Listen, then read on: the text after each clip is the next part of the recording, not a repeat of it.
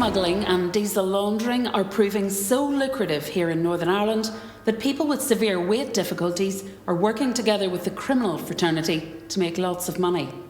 The scam is the latest sensation to hit the border areas around South Armagh, where people are exploiting their obesity by selling their excess fat to the diesel godfathers for considerable amounts of cash.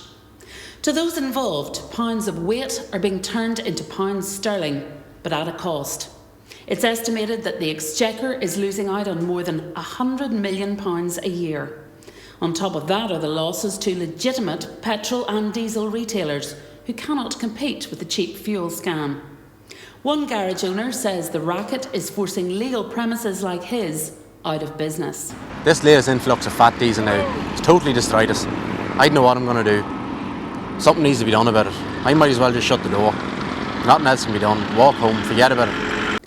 An emergency meeting was held by the Stormont Executive and a new law passed at midnight prohibiting the illegal use of fat to enhance the performance of diesel. It's regarded as not only illegal and immoral, but also as a potentially fatal practice. Petrol stations around the border are distributing this illegal fuel, now known as fat diesel. So how does it work? Well, the gangs bulk buy thousands of low-duty agricultural diesel in the Republic, which is sold cheaply. It's supposed to be used off-road, mainly in the agricultural industry. Human fat is extracted by liposuction and then added to the diesel, giving it 500% greater performance. That means that a car which normally does 40 miles to the gallon is now doing a staggering 200 miles. Locals believe this practice has been taking place for quite some time now. It's estimated that the number of restaurants and fast food outlets in the Newry and South Armagh area is up by a staggering 500%. On one street alone, 20 new eating houses have opened in the past 18 months.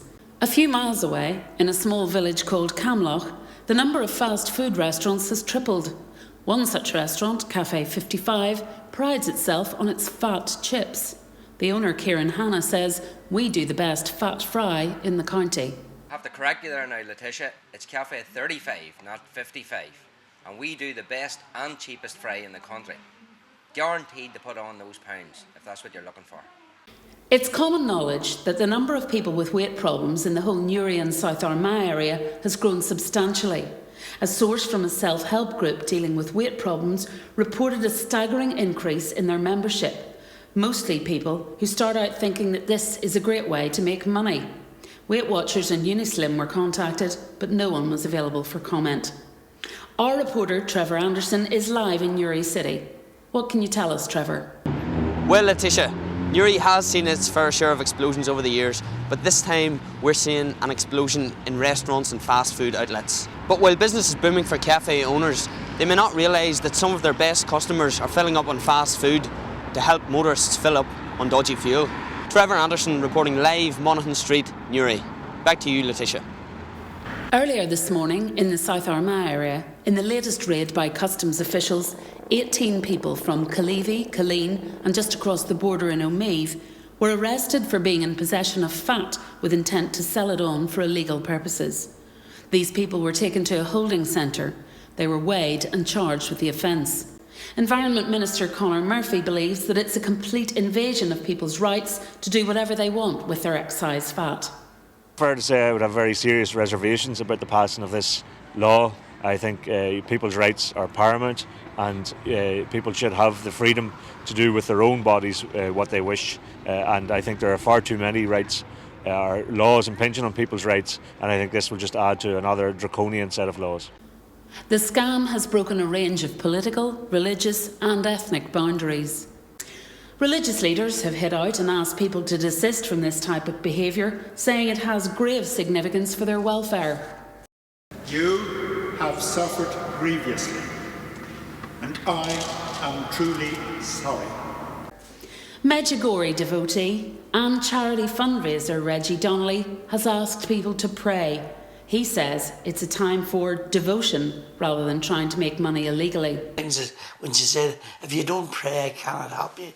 The diesel came originally from the Republic of Ireland, was smuggled across the border to Northern Ireland, to the Republican South Armagh area, where the fat is then added to the mix, and immediately a chemical reaction takes place. What we've uncovered here is a chemical factory used for the processing of the body fats. The body fat is then passed through a gas filtration system and blended to make a high premium quality fuel of a very high calorific value, and the lubricating quality of the body fat, the oils in the body fat then provide excellent lubricating qualities within the engine, making this a very saleable commodity among the criminal fraternity along the border. Once the diesel and fat are mixed, the compound is then put into large containers, which are loaded onto lorries or vans and distributed to illicit pumps across Northern Ireland.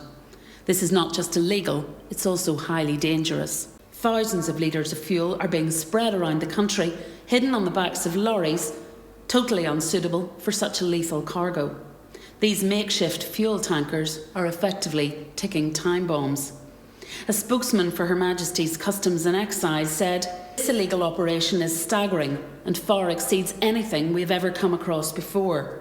It also has dangerous psychological and physical implications for people involved in converting their fat to fuel."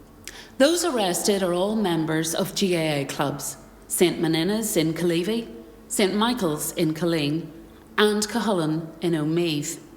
The government has decided that they will put an amnesty on the table for all those behind bars who decide to go legit, and so the club members have banded together. The first group who lose their excess weight legally by the 23rd of April will be known locally as the biggest losers. Letitia Fitzpatrick, Northern Ireland correspondent for CNN in South Armagh. Jackie from SlimmingWorld here. I am absolutely shocked and appalled at the 18 people that have been arrested this weekend under this new law for possession of fat. But I am delighted that the government have granted an amnesty to these people to allow them to lose the weight. And with SlimmingWorld, we will help them reach their targets. So it is wonderful that the government have granted an amnesty to these people, and yes, they're out on bail at the moment. But it doesn't end here. We have got to get these people released permanently back to their families. You can do that, I can do that through SlimmingWorld, but we need your help. Please come to the KILLEAVY Club Saturday, 23rd of April to secure the release of these prisoners back to their families and community.